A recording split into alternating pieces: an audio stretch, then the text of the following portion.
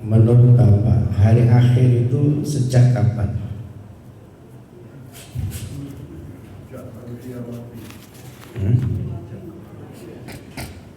Hari akhir itu sejak dimana kita mati.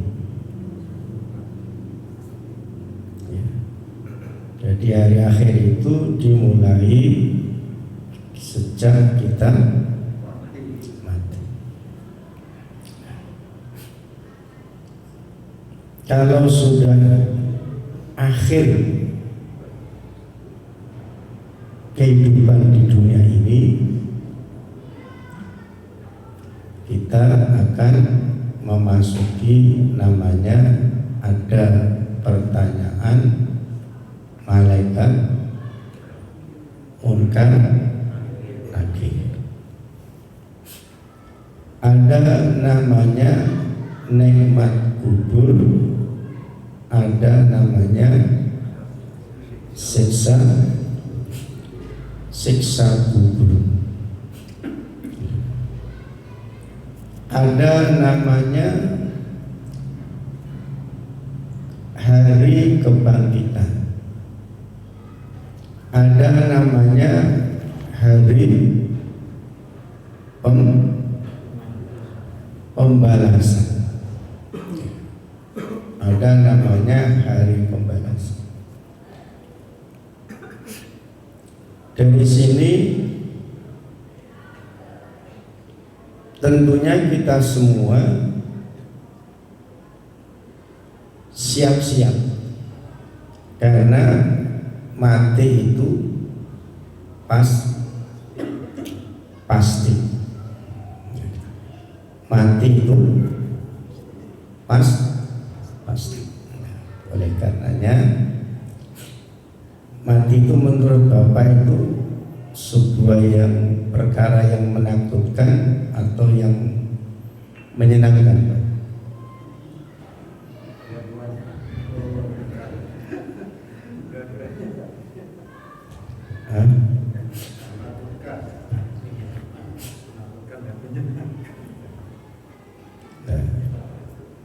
Itu kembali kepada diri kita masing-masing. Kalau merasa takut, berarti kita ini belum siap mati. Kalau kita ini ya enjoy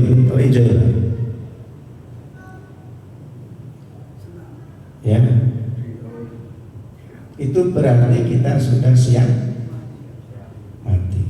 Sementara mati itu tidak bisa ditunda, tidak bisa dimajukan.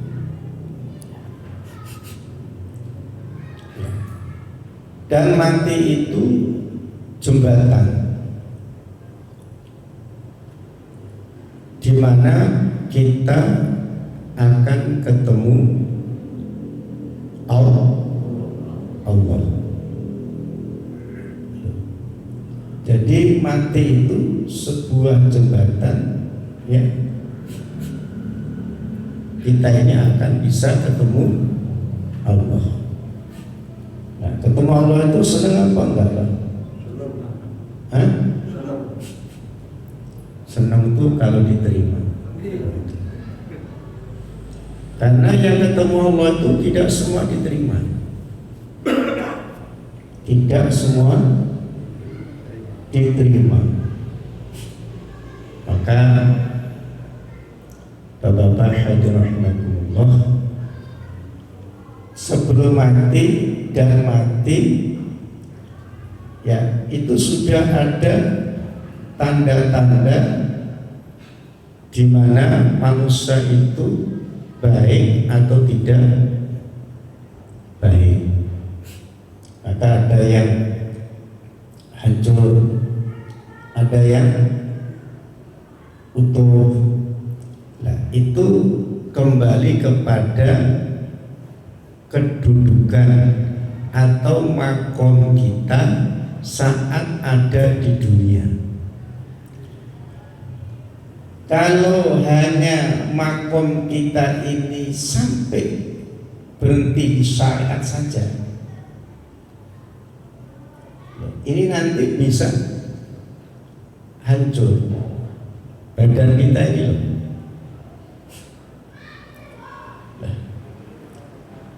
Bagaimana supaya tidak hancur?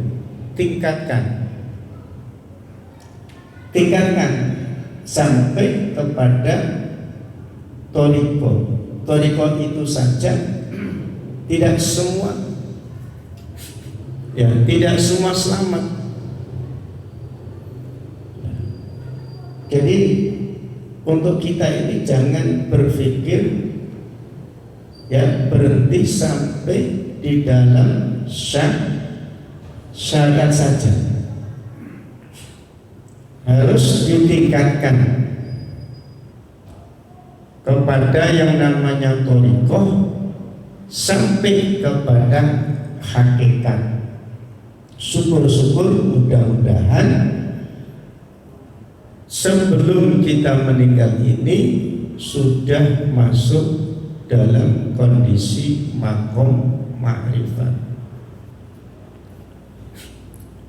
Makanya wa fi anfusikum afala tubsirun. Kita ini harus tahu diri kita sendiri, apa yang ada di dalam diri kita sendiri. Jadi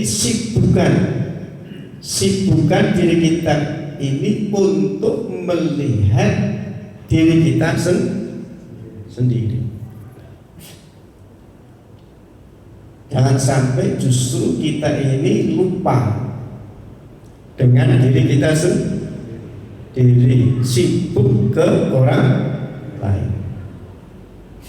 Nah, nanti akan ketemu, Pak.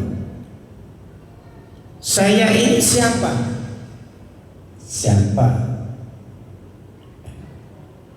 Saya ini sudah duduk di mana?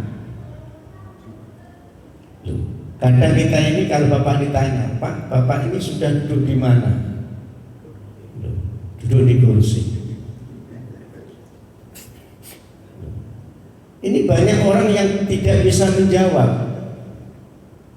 Kenapa? Karena tidak mau melihat dirinya sendiri. Apakah masih duduk di syariat? Apakah sudah duduk di thariqah? Apakah sudah duduk di selanjutnya? Kita akan tahu makin naik kedudukan kita ini makin semangat. Makanya saya belum lama ini Mbah Timbul ya menemukan begini. Kalau banyak orang mengatakan, misalkan kita ini kan orang Lampung, ke Padang, jauh dekat Pak? Jauh dekat Pak? Lampung ke Padang, jauh dekat? Jauh Pak. Misalkan anak kita ini di Padang, mesti was-was. Ya benar. Wah di Padang. Padahal masih ada yang lebih jauh lagi. Nah di situ Pak, aku tuh menemukan begini. Udahlah, nggak usah bilang jauh. Mau tinggal di mana saja, jangan bilang jauh. Kenapa? Ini pahami ya? Karena yang kau cari itu siapa? Jadi dan Allah itu tidak bertempat tinggal, dan Allah itu ada di mana-mana, sehingga kita ini tidak merasa jauh dari Kadang begitu Pak, manusia ini lebih khawatir jauh dari keluarga daripada jauh dari Allah. Betul apa enggak? Alhamdulillah Pak, dengan tafakur itu saya ditemukan pemahaman seperti itu Mbah Timbul. Jangan bilang jauh. Kenapa? Anakmu di sana, itu di sana. Loh. Allah. Anakmu di sana, Allah. Yang ngasih makan, Allah. Yang ngasih nafas, Allah. Bukan orang tuanya. Betul betul. Mengapa? Kemarin kan saya ke Jawa, nganter anak saya mondok di Malang. Mondokannya anak saya pertama ini mondok di Malang. Ya.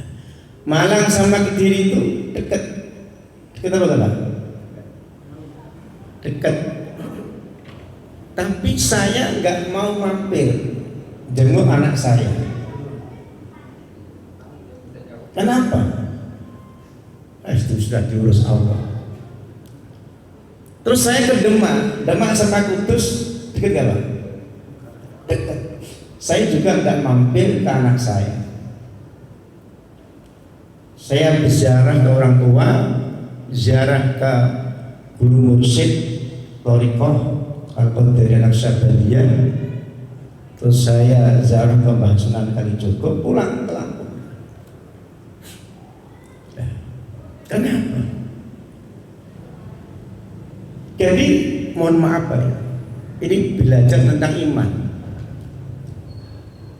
Jadi orang tua itu jangan merasa mampu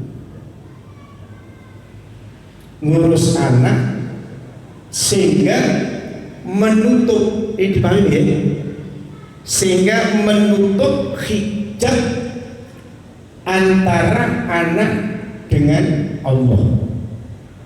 Dipahami ini? Paham ya Pak? Begini contoh.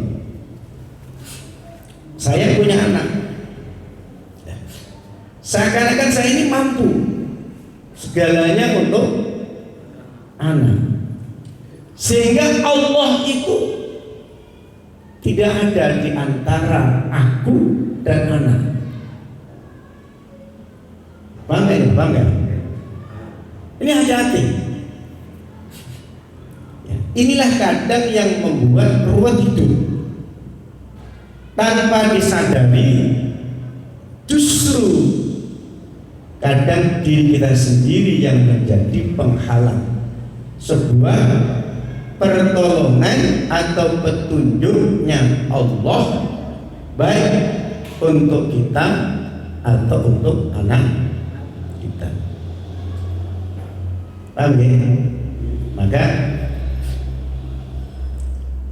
pasrah sama Allah. Ya Allah, sungguh aku ini ingin didik anakku, tapi aku tidak mampu. Maka didiklah anakku ya Allah. Hanya Engkau yang tahu betul di mana kelemahan anakku dan bagaimana anakku. Paham ya? Ini insya Allah Allah Subhanahu wa ta'ala akan membuka dan memberi ruang, dengan harapan anak-anak kita, cucu-cucu kita ini mudah-mudahan dari Allah besok akan bisa kembali ke Allah. Jadi yang perlu kita pikirkan. Jadi kembali kepada mati. Qala Rasulullah sallallahu alaihi wasallam, man ahabba liqa Allah ayil masih ila al-akhirah. Wa makna mahabbatu anal mu'min idza kana indan nazar fi halatin la yubadu iman fiha yubashsharu bil wanilain wa jannatihi fa yakunu mautuhu ahabbu ilaihi min hayatihi. Jadi kalau orang tuh pengen betul-betul ketemu Allah, justru kematian itu lebih menyenangkan daripada kehidupan. Ya. Makanya Pak, jadi bagaimana caranya kita itu menghilangkan rasa enaknya dunia, keenakan dunia, ya itu dihilangkan, ya dihilangkan untuk mendapatkan sebuah kenikmatan atau keenakan dimulai sejak kematian sampai nanti di alam akhirat. Nah, coba kita belajar. Misalkan kita ini naik mobil enak, bagaimana menghilangkan rasa nikmatnya mobil untuk mendapatkan kenikmatan setelah mati. Ini belajar iman ya Pak ya? Belajar iman. Karena dikhawatirkan manusia yang sudah merasa dirinya enak, nikmat, itu kenikmatan itu dinikmati, sehingga kenikmatan itu membuat dia terlena, bahkan lupa untuk menghadapi kesulitan, kesukaran, kepahitan setelah mati. Ini paham nggak Pak? Ini Pak Jeko paham nggak? Sedikit. Lagi nih Pak. Orang itu kalau lagi enak, dah makan apa enak, ini kadang kan lupa di mana setelah mati itu ada sebuah kesulitan, atau kepahitan. Coba kita belajar menghilangkan ya kenikmatan itu untuk mendapatkan atau untuk menghadapi sebuah kepahitan. Lawan katanya pahit itu berarti manis. Karena ini Pak, ini ngaji iman itu seolah-olah nih rasa hidup di dunia ini sudah ada rasa hidup di alam kubur.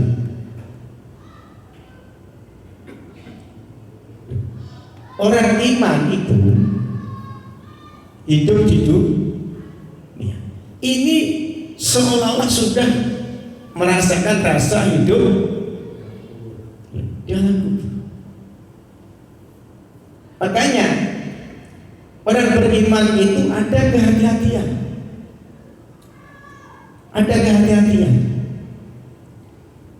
Bahkan orang iman itu sudah merasakan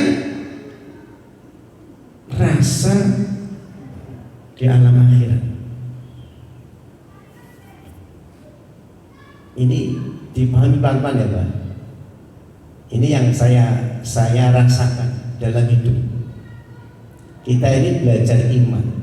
Iman itu pakai hati. Hati itu lebih peka. Hati itu lebih bisa betul apa enggak Pak?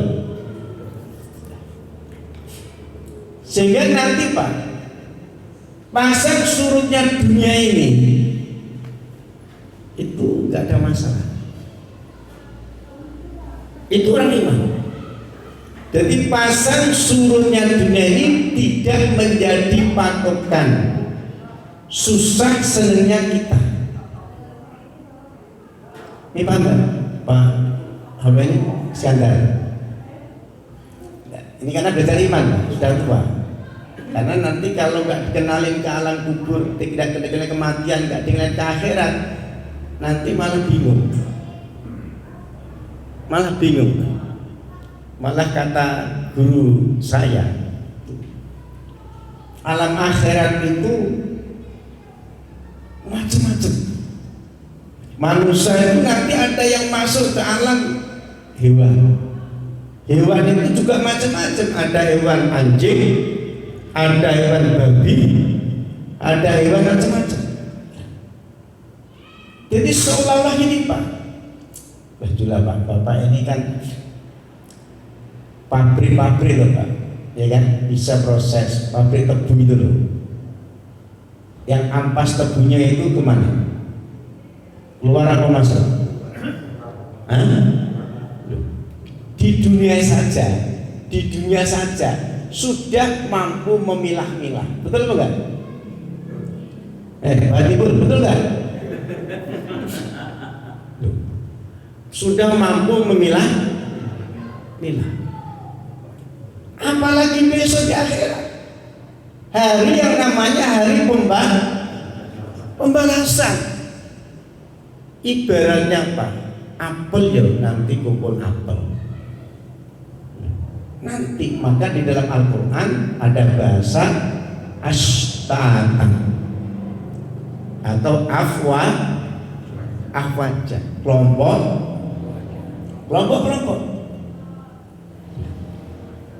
Paham ya? Jadi Pak, Bapak kalau masuk misalkan ke pabrik apalah, ini Pak, pemulung itu, rosokan itu Pak, itu aja sebelum dikirim itu sudah dipisah-pisah, betul enggak? Nanti ada yang harganya mahal, ada yang harganya murah, ada yang kecil harganya mahal, ada yang besar harganya sama Pak. Mohon maaf ya, misalkan Pak Saidi ngaku jadi kepala desa, hebat kan? Tapi ternyata besok setelah di akhirat dihargai murah sama Allah. Dihargai. Ada yang namanya pemulung, combang-camping pakaiannya, seolah-olah itu kan harganya murah, ternyata mahal. Nah, ini apa yang bisa kita ambil Pak? Jadi nanti tatkala kita semua sudah memasuki hari akhir, jadi isi yang ada di diri kita ini itu nanti ada harganya. Yang harus menghargai siapa? Allah. Maka ada ayat innallaha ashtara. Nanti Allah yang beli. Jadi ada nanti yang dibeli mahal sehingga akan dimasukkan ke surga yang tinggi. Makanya surga itu kan nggak satu apa lebih banyak? Lebih. Berarti manusia itu besok macam-macam, masuk sini. Sekarang ini Pak, ayo kita sudah ya merasakan waktu besok setelah mati, aku besok setelah masuk ke liang kubur,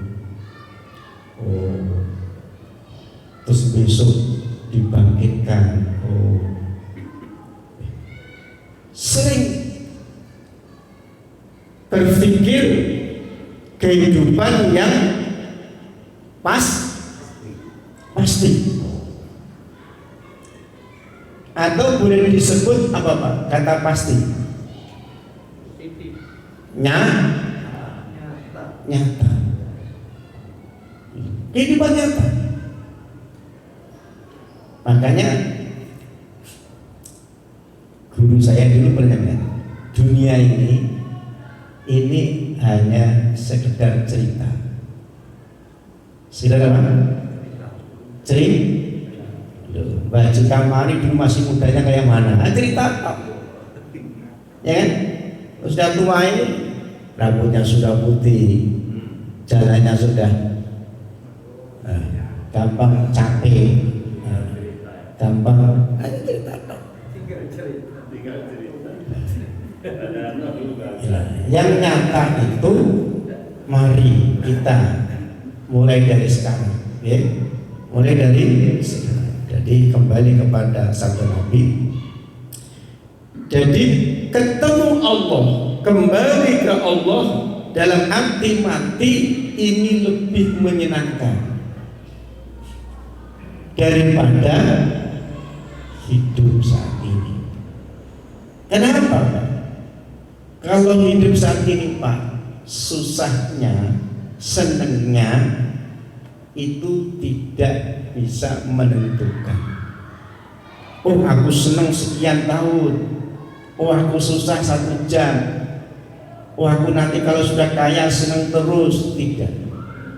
Oh aku sudah miskin susah terus. Tidak. Oh kadang orang miskin makan ikan asin aja sudah senang. Tapi kalau sudah mati, kalau senang terus. Tapi kalau susah, ini harus selesai, urusannya diselesaikan dulu. Kecuali nanti dapat syafaat Nabi Muhammad SAW. Kalau sudah dapat syafaat, nanti dicemplungkan Pak, dari neraka dia angkat, terus dicemplungkan yang namanya ma'ul hayah. Ma'ul hayah. Nanti seger. Kalau sudah dicemplungkan di ma'ul hayah, seger.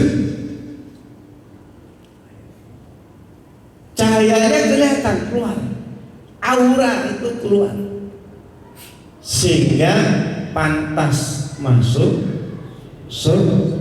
surga dan tidak akan pernah mati. Tidak akan pernah mati. Kenapa? Sudah dicemplungkan di ma'ul hayah. Ma itu air, al hayah itu hidup. Jadi ini ngajinya kita mikirin aja Pak. Gak usah ngaji mikir pinter.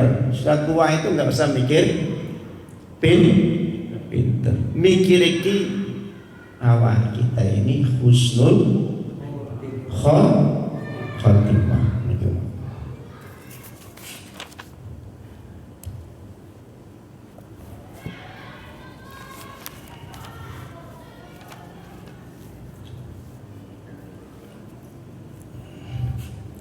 Ini masih ada hubungannya yang kemarin, yaitu taubat. Okay. Man aksara min dzikri maut akrama bi thalathati asya. Jadi kalau orang tuh banyak ingatnya dengan mati, pasti dia itu akan melakukan 3 hal. Yang pertama, ta'jilu taubah, segera bertaubat.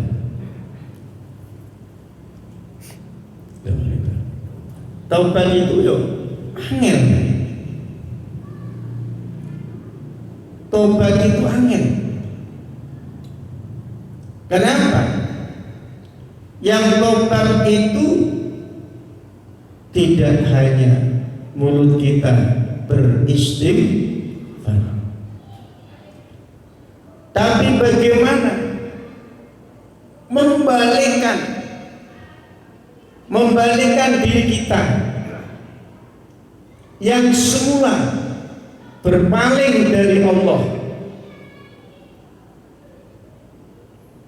dibalik apa-apa ini kembali ke Allah.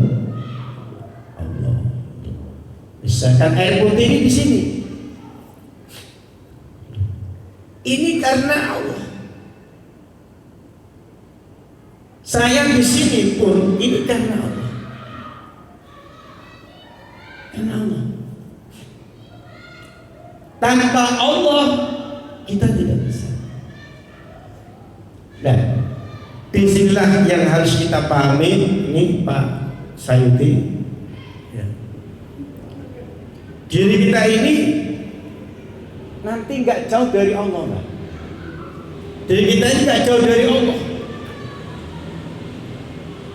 Makanya hidup ini tidak terasa. Kenapa?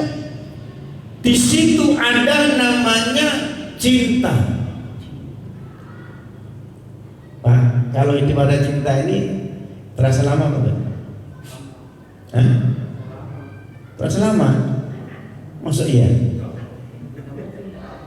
Hidup ini kalau ada cinta nggak terasa lama. Coba malam pertama ingat gak Pak Saidi? Terasa lama gak? Hah? Loh, gak lama.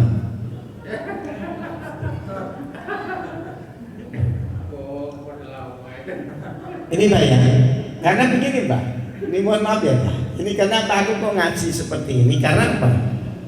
Karena sudah susah Mbah Haji Kamsari, Mbah Timbul ini sudah gak lama lagi.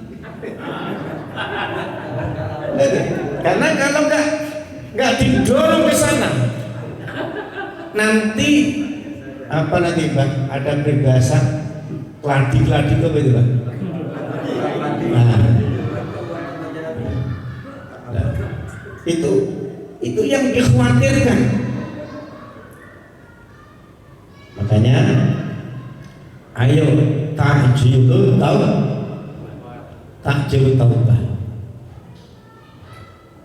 Misalkan kita tadi asik ngurusin ayam, senang dengan ayam tuh. Allahnya enggak. Betul enggak? Betul enggak? Ya. Itu kalau kita belajar tentang iman. Misalnya kita sibuk sama istri kita lagi kumpul asik. Ada nggak? Coba ini itu terus terang kalau Mbah Haji Timbul kalau pas kumpul istrinya itu membayangkan kecantikan istrinya, apa di dalam hati ini kuat pikirnya? Lupa? Hah?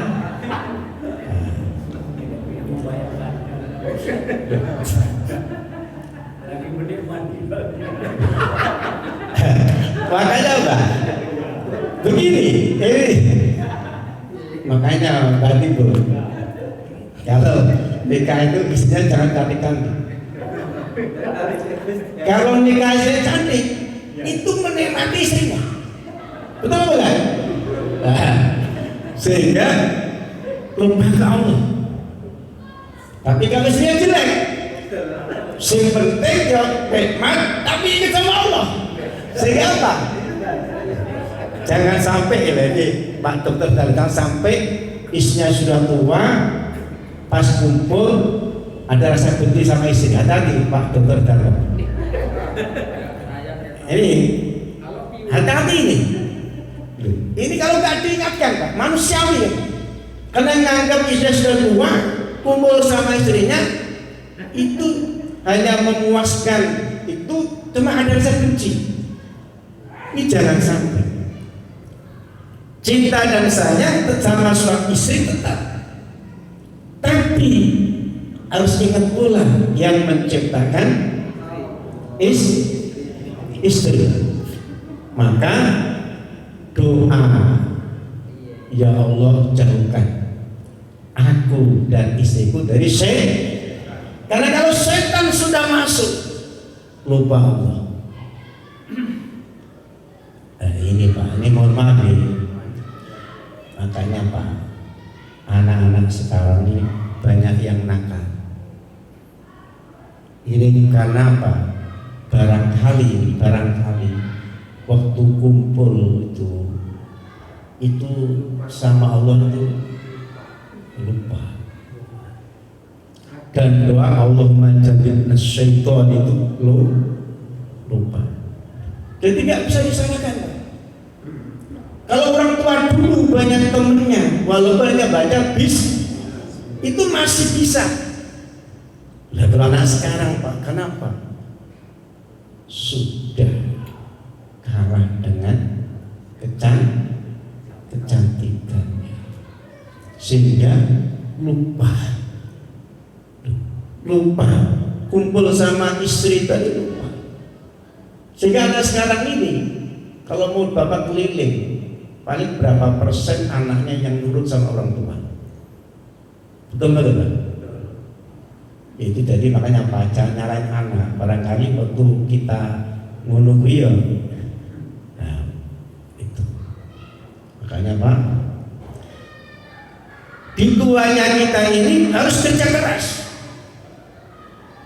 minta sama Allah untuk bisa anak cucu kita ini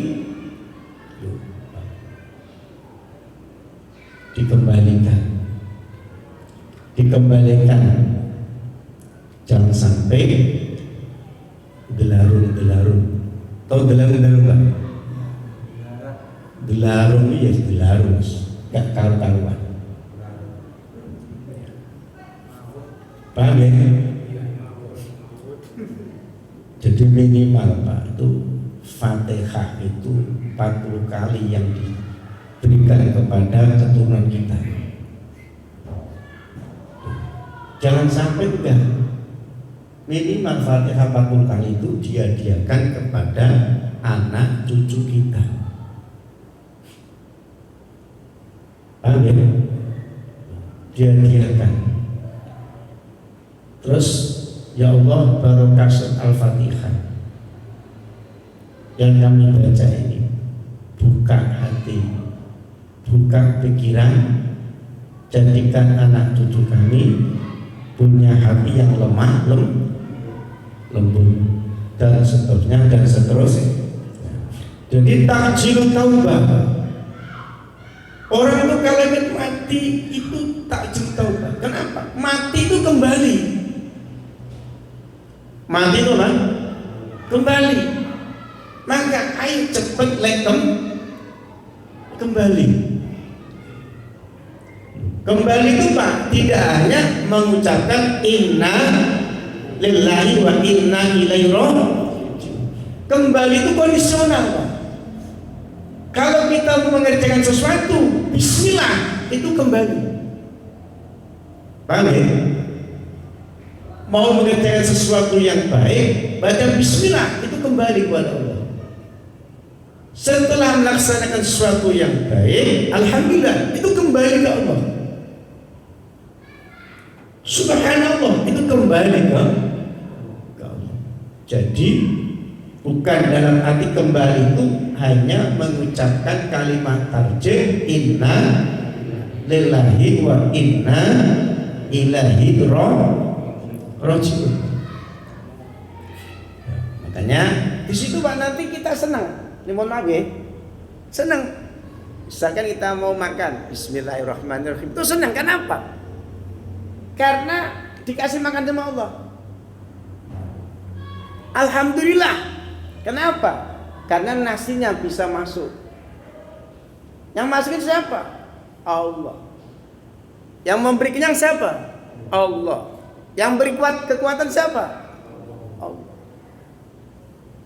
Itu tanpa disadari Pak, kita ini dekat lama-lama dekat kepada paham ya? Karena kalau kita ngadili sholat 24 jam, sholat kita ini berapa menit? Kalau kita hanya ngadalin sholat, banyak waktu di luar sholat. Makanya Pak, takjilun taubah wa qana'atil quds.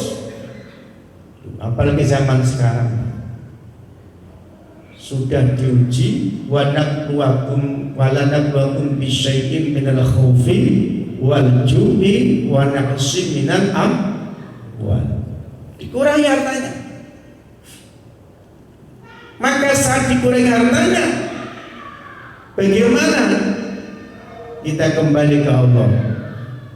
Oh, jangan nyalain siapa-siapa. Jangan menyalahkan siapa. Qana'atul qulub, menerima pemberian Allah. Loh. Ini makanya praktek kita, Pak. Istilah Bapak ini ada rezeki. Alhamdulillah, aku dikasih Allah. Ini mohon maaf, jangan keliru. Kaum petani misalkan, apa yang diceritakan dalam keberhasilan tani ini kadang lebih kepada apa, Pak?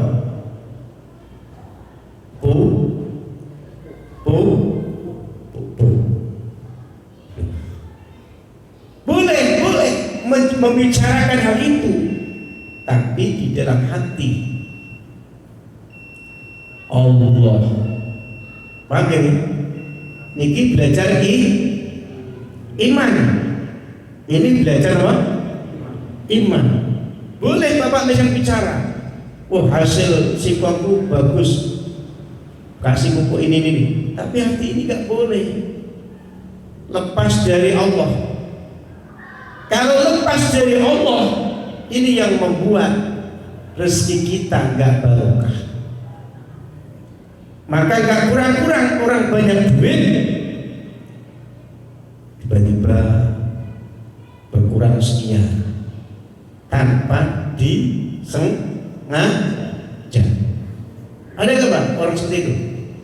Tanpa disengaja dikurangi oleh Allah lewat berbagai macam jalan. Kenapa? Kalau saya, karena saya ini berbicara tentang iman, Pak, itu kalau saya karena salah dalam iman. Kenapa? Syukurnya.